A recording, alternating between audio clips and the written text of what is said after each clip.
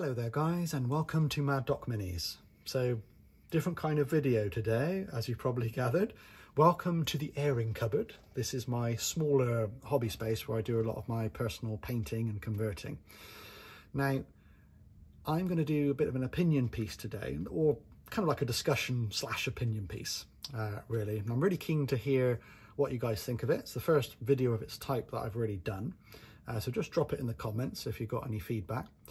Now, before I say anything else, what I'd really like to say is a big thank you to all my loyal subscribers. I'm over 1,000 now, about 1,080-ish at the time of actually filming this, and I really appreciate each and every one of you. When I started the channel about a year ago, I couldn't have imagined getting to that many subscribers, and I realise I'm still a minnow in the grand scheme of things, but to me it's massive to think that there's 1,000 of you out there who subscribe to the videos, and then of course more on top of that who watch. It's amazing. So thank you ever so much. Even if you're just a casual watcher and you're not subscribed, I do appreciate it. It all helps the channel and me. So what we're going to talk about, 3D printing. Okay. It's a controversial one for you, so yeah, I'm just going to share with you some of my thoughts on it basically. Now, the reason I'm doing this is because 3D printing as a topic has cropped up quite a lot in some of the videos that I've done for YouTube. In particular, the ones that focus on converting, firstborn Marines up to kind of a true scale or Primaris scale, like stretching them out, making them a bit taller and sometimes bigger. Now, my version of true scale, I'm aware that it's a whole thing. And what I get in the comments is a recurring theme, is that people say, well, why don't you just print them out? Why don't you just print Primaris-sized Marines? The main reason is I don't have a 3D printer. So there you go. I'm not against 3D printing, home 3D printing at all. Actually, I think it's a really good thing for the hobby in general. And I think it's actually helped the hobby in a lot of ways. I think it helps to keep the big players like Games Workshop on their toes, which is good. I think it makes the hobby more reachable for people and more affordable for people, because it can be expensive. It doesn't have to be, but it certainly can be when you're buying from places like Warhammer. So there's a lot of positives about it, and the variety, the STLs that you can get, the variety there, the sheer choice there is immense, and from an artistic standpoint it's great. So I'm definitely not against 3D printing, so don't misunderstand anything that I'm about to say, but I'm just going to shed some light on why I don't do it and why I'm not that into it. So I probably, like a lot of you, have quite a limited time to spend actually with my hobby. So my main hobby is Warhammer 40,000, and then my secondary hobby, I guess you could call it, is kind of sharing that on YouTube. I don't want another hobby, frankly, and 3D printing, it's very difficult to argue against the fact that it is actually a whole nother hobby. It is, really. There's quite a lot involved with it. Now, I'm talking from someone who hasn't done it. I fully admit that, so you might think, my opinion's a bit kind of invalid. You wouldn't be 100% wrong in saying that. But there's the whole thing. Do I want to sit down with a machine, level it out, get it all sorted, find a place to kind of do it as well, with somewhere in the home, somewhere in the house, fiddle around with resin and cleaning and curing? Do you know what? The thought of doing all that actually fills me with inertia. I don't want to do it. It's not where the enjoyment is for me. It should be in a lot of ways, because on the surface of it, 3D printing is awesome. You can 3D print anything you want, practically, any size you want. You can design your own stuff as well. And that's probably the most interesting thing to me, is that I like to create things a lot. That's why I do the conversions. That's why I kind of muck around with a lot of my miniatures and that. And bizarrely, I have quite a high aptitude on 3D modeling programs on computers and things like that. I'm not exceptional at it, don't misunderstand me, but I'm good at it, and I pick those sort of things up quite quickly. So you might think then that it's quite strange that like designing my own miniatures and things doesn't interest me, and certainly at the moment it doesn't.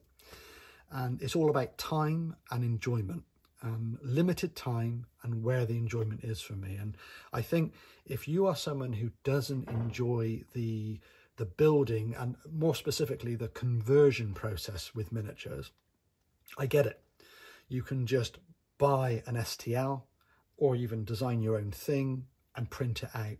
Job done. There's nothing there. You can just print a whole, if you want, a whole complete miniature out, and you don't have to worry about it. So therefore you are really achieving something great. You're avoiding part of the hobby that you don't like. Now for me, I'm not a massive painter, and you've probably gathered that from some of the videos that I've done. A lot of my painting is, you know, contrast really transformed everything for me, because it's an easy way to paint miniatures and it's okay results very quickly, which is what I'm all about, even with my building and my converting. Really, I'm not high level. It's really rough and ready on this channel. So what I'm trying to say is that the painting side doesn't really massively interest me. I like the end result, and in order to get there, I kind of cheat, if you like, as much as I can and do things easier. And I guess if you don't like converting and building too much and tweaking with miniatures, then 3D printing is kind of a version of that for you. I'm not calling it cheating necessarily, but you can see where I'm coming from. It shortens that process. So yeah, that's kind of where I am with it. Now, I certainly buy 3D printed components like shoulder pauldrons, head swaps for Imperial Guard, because I like my Praetorians. So obviously Games Workshop do not like the kind of implications of doing a colonial British soldier, which I can sort of get. It's a bit of a touchy subject.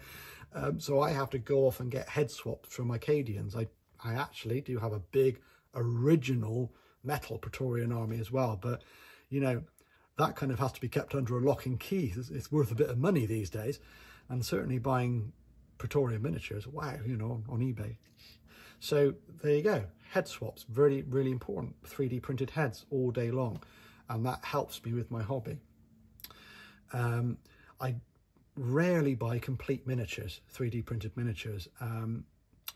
There's no other reason for that really than that not much floats my boat. There's one notable exception, and that is Tortuga Bay. Now, I haven't found a cost-effective way of getting those miniatures in the UK at this time. If anyone knows, drop it down there, because I will jump all over that. But, you know, if you factor in kind of import taxes and postage and everything, it ends up being like, you know, 70 quid for a squad of 10 now. You know, you might argue that some of my conversions are a bit like that because I use components from different kits, but I normally end up getting those kits quite cheap on eBay, so it doesn't really cost me that much. So yeah, it's a shame with the Tortuga Bay stuff, but I'm keeping my eyes open on it. So they've really romanced me, but they look awesome. So it's a case that I haven't seen much that I've actually liked the look of. But I do buy 3D printed miniatures. I bought some Battlefleet Gothic proxies. Now I'm lucky enough to have quite a large collection of original Battlefleet Gothic from back in the day. I don't really get rid of a lot of my stuff, so I still have a lot of old miniatures, but I wanted to make my Imperial fleet even bigger, and eBay prices for original Battlefleet Gothic is also not very palatable. So I ordered actually an Imperial fleet 3D printed off of eBay. Wasn't very good actually. To me, it felt quite rushed, and there was a lot of mistakes and errors in that process. I'm certainly not going to share where I got it from, because I'm not complaining against the person or anything like that, but that's been my experience with 3D printing. It's quite hit and miss, and that was a whole fleet. That was, you know, I dropped about kind of 70 quid on that, and it wasn't that good really at the end of the day. They were highly detailed, but the quality wasn't very very good. It was all the alignment was out on the miniatures and things like that. So so that doesn't help the case for me, is that I sometimes get bitten with these things. Some pauldrons that I bought recently for my Death Card squad that I'm doing, they weren't very good actually either. So you've got to kind of watch out where you're buying from. And you know, there's bound to be good places and bad places out there for sure. But for me, it's been a bit hit and miss. So I hope that's clarified things for you guys. And I don't expect that I'm going to stop getting these comments about 3D printing, but I wanted to share that with you, my viewpoint really on it. And I'm happy where I am. I've certainly got no desire to go and get a 3D printer at the moment.